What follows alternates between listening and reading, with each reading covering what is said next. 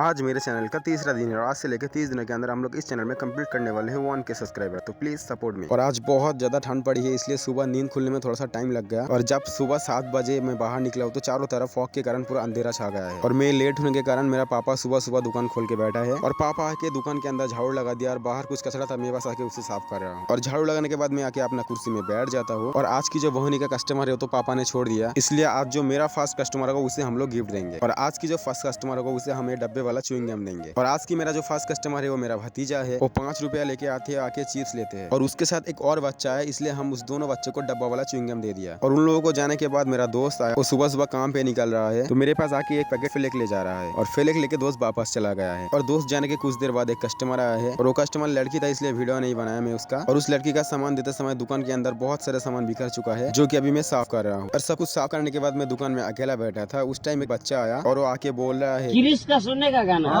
बेटा की दुनिया।